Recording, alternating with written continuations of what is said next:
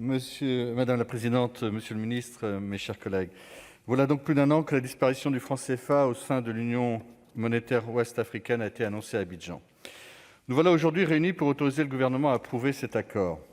Il s'agit surtout d'un moment symbolique. En effet, un point essentiel de cet accord de coopération signé à Abidjan consiste à changer le nom de cette devise. Le cycle de la devise n'avait pas été modifié depuis sa création en 1945, suite aux accords de Bretton Woods. Les trois lettres renvoyaient alors aux colonies françaises d'Afrique, malgré les réformes successives, notamment depuis les indépendances, en tournant des années 1960. Cette étymologie n'a cessé d'alimenter les fantasmes et les discours populistes en Europe comme en Afrique.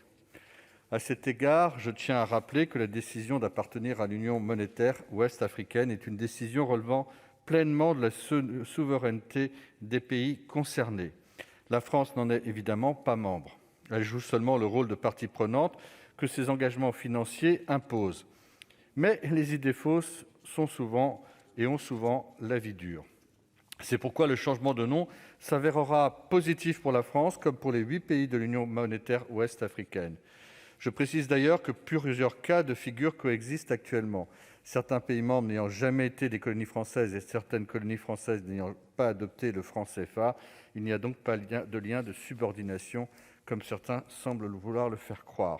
Il en va de même pour le retrait formel de la France de toutes les instances de gouvernance monétaire de l'ECO.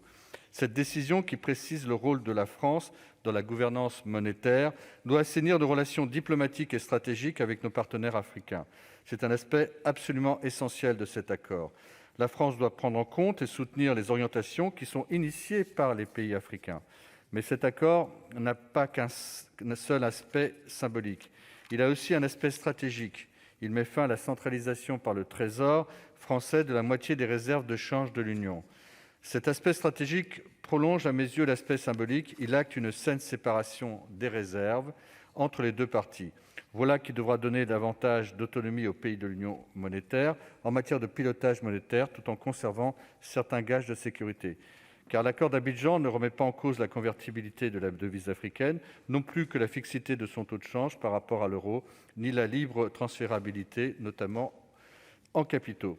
En clair, l'ECO conserve les atouts du CFA en matière de stabilité et de crédibilité, tout en rompant pour de bon avec son héritage colonial. Je suis certain que cette nouvelle mouture de la devise permettra aux 8 pays de l'Union monétaire ouest-africaine de poursuivre leur développement économique, malheureusement qui a été ralenti en 2020 par la pandémie. Elle pourra également servir de base au projet de monnaie commune adopté par la CEDEAO. Je le disais en introduction, le point le plus essentiel de l'accord de coopération a consisté en l'adoption d'un nouveau nom pour la devise. J'ai déjà évoqué l'abandon du sigle malheureux du CFA et je conclurai en évoquant le choix de l'ECO. L'ECO, tel était déjà avant décembre 2019 le nom retenu pour le projet de monnaie unique au sein de la CEDEAO. Le fait que les pays de l'Union monétaire, qui est un sous-ensemble de cette communauté économique des États de l'Afrique de l'Ouest, aient choisi cette appellation n'est donc pas neutre.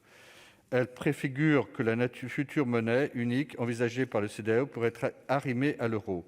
Une telle option ne fait pas l'unanimité parmi les pays membres, notamment pour le Ghana, qui voit une menace pour sa rente pétrolière. En tout état de cause, une question reste en suspens, celle de la garantie budgétaire apportée par la France pour la stabilité de l'ECO, a fortiori s'il était élargi à la CEDEAO. Elle déterminera notre influence dans la zone, qui n'est pas sans lien avec notre présence militaire, afin de pacifier et de sécuriser la zone. Malgré toutes ces questions en suspens, notre groupe votera ce texte. Merci de votre attention. Merci.